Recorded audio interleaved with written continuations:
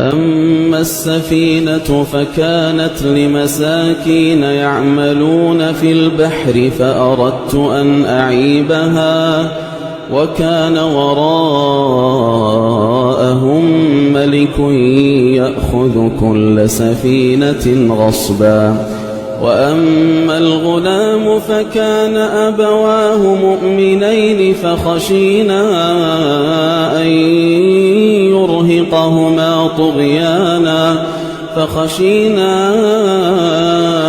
يرهقهما طغيانا وكفرا فأردنا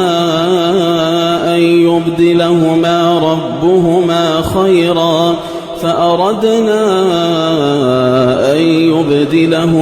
ربهما خيرا منه زكاة وأقرب